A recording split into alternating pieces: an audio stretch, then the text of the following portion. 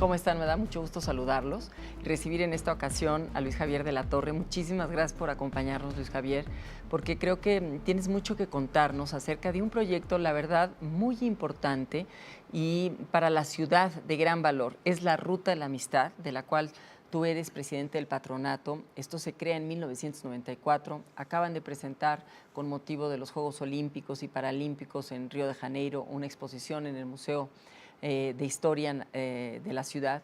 Y tienes una serie de actividades de música multidisciplinarias y también una campaña enorme por preservar un tesoro nacional que está en pleno periférico, en la Ciudad de México, entre primeros y segundos pisos, Se ha quedado ya. y con muchas dificultades para sacar adelante este proyecto. ¿Cuál es la importancia del rescate de la Ruta de la Amistad? Bueno, primero, Mercedes, agradecerte la invitación. Y bueno, creo que la importancia es primero que son unas esculturas únicas en el mundo, que traen un contexto muy importante, que es la época de los 60 en México, donde a la par de sucesos dramáticos hay también una irrupción de la creatividad, un desarrollo del diseño, de la arquitectura, pero sobre todo creo yo del gran empeño de todos los mexicanos por hacer un evento, por presentar a México de la mejor manera posible. Que fue la Olimpiada Cultural que propone Pedro Ramírez Vázquez con Matías Geritz y otro grupo de artistas y diseñadores y creadores. Claro, de hecho fueron 20 eventos los que se hicieron, casi 8 meses de Olimpiada Cultural. También es importante comentar que esta idea del arquitecto Pedro Ramírez Vázquez, este impulso que él da, pues crea y pone las bases de lo que son los actuales Juegos Olímpicos, y de ahí vendrá lo de Río que platicaremos en un momento, ¿no? O sea, viene Río de lo que México propuso en el 68, de crear una Olimpiada Cultural, porque aquí creo que lo más interesante de todo de ese proyecto era saber que no había seres humanos mejores o peores, sino la cultura es prácticamente, nos hace iguales, porque nos hace vernos desde un punto de vista central, lo cual logra que todas las culturas puedan tener una presencia, lo vas a ver entrecomillada, olímpica, de oro, porque nuestras culturas son valiosas en cada uno de los países. Bueno, de hecho, la Ruta de la Amistad se compone de 19 esculturas, cada una de distintos países. Este dinamismo diplomático, ¿qué ha representado ahora y qué importancia tiene? Bueno, en realidad creo que muchísima, porque entonces crea una ruta multicultural, que ese ha sido uno de los proyectos principales de la ruta. Creo que otra de las grandes virtudes que tiene sigue siendo la sorpresa.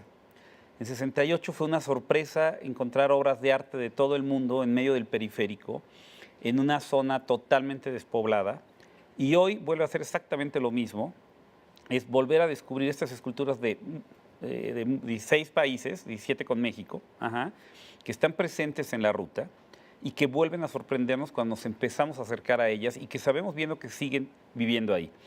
¿Qué pasa con esto? Bueno, que la ruta ha seguido generando proyectos en colaboración con las diversas embajadas que están en México y que siguen aprovechando esas esculturas que donaron para seguir elaborando en conjunto con el patronato diversas actividades culturales alrededor de las esculturas y también ecológicas, que eso es importantísimo. Sí, porque son espacios de recuperación de una memoria histórica, de recuperación de una vida cultural importante para la ciudad, pero de recuperación de la ecología nativa de la época. ¿Nos platicas un poco qué es esto y en dónde se cimentaron las esculturas?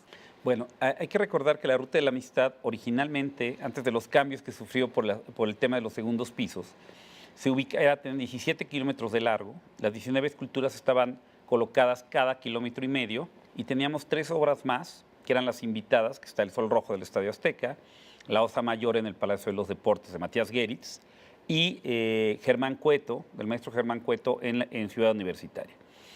La idea era que estas esculturas fueran como una especie de cordón umbilical que uniera a los escenarios olímpicos y sobre todo Cuemanco, que prácticamente estaba en las afueras de la ciudad. Y esta idea de colocarlas tenía esa vigencia de unir a los países y sobre todo de ir de alguna manera coloreando los espacios, teniendo en cuenta que una parte de las esculturas había quedado dentro del Pedregal de San Ángel y entonces estas bellísimas formas geométricas competían, o no competían, más bien diría, se integraban a los mantos rocosos del Pedregal, que tenían formas uniformes. Y más al sur, pues tenías los campos agrícolas que existían en esa época. ¿Y qué han recuperado de la flora de esa época? Bueno, aquí el tema, lo que empezamos a hacer hace algunos años, por ahí del 2005, empezamos un programa muy ambicioso que es el rescate de los jardines nativos del Pedregal. Lo que hemos hecho es rescatar la roca volcánica alrededor de las esculturas, tal y como estaba hace prácticamente 1800 años. Y entonces las esculturas vuelven a tener el contexto original que tenían en 68. Obviamente ahora están encontradas en un trébol, están juntas, pero siguen teniendo ese mismo contexto. Más al sur estamos empezando un proyecto que se llama Bosques Comestibles, que lo que queremos es volver a dar a las esculturas que estaban al sur de la ciudad el mismo contexto que tenían en 68, este visual de campos de siembra. Sí. Entonces, la ruta de alguna manera, aunque sufrió estos cambios y estos movimientos, sigue teniendo, o sea, nos procuramos que siguiera teniendo su entorno y sus espacios como lo vieron los artistas. ¿Qué dificultades se enfrentaron cuando se construyó el segundo piso para reubicar algunas esculturas? Bueno, primero creo que fue un trabajo muy fuerte y muy interesante donde las embajadas formaron un bloque. Un frente común. Un frente común en conjunto con el patronato, la UNESCO y el World Monument Fund para decirle al gobierno que no podían destruir un acervo que no es de México, es un acervo mundial porque hay artistas muy reconocidos y que debemos de permanecer y que debe ser un legado para la humanidad por lo que representa. Este trabajo logró a sensibilizar al gobierno de Marcelo Ebrard, en el que él estaba, para que pudiéramos movernos y tener los fondos para poderlas recuperar. Al final me parece que el cambio es interesante porque le dio otro respiro a la ruta, le dio otra oportunidad de sobrevivir. En realidad los espacios que tenía originalmente estaban por un lado invadidos de construcciones. Ya era muy difícil hacer la ruta de la amistad, porque resulta que todas las esculturas están en zonas habitacionales que se fueron poblando, se fueron construyendo departamentos, y entonces cada día había más coches en las calles y te hacía imposible bajarte del carro a ver la escultura y quizás tenías que caminar. Sí, porque ahora las puedes visitar incluso en el Turibús. Luis, para increíble. Concluir nuestra charla, ¿cómo podrías invitar al público a valorar este legado cultural tan importante para México y para el mundo?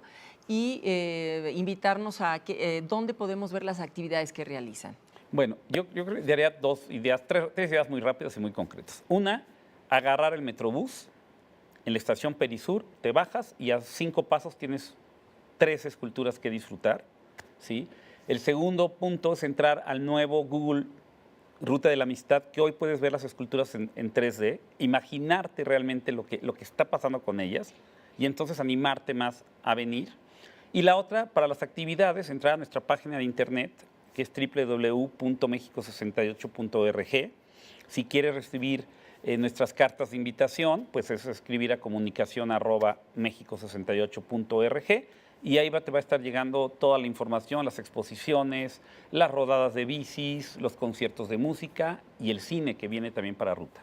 Pues muchísimas gracias y felicidades por este esfuerzo tuyo y de quien te acompaña por rescatar este patrimonio cultural y arquitectónico también de México y del mundo. Muchas gracias y los invitamos a que visiten las páginas y los sitios que Luis nos recomendó y yo los veo en la siguiente charla. Hasta entonces.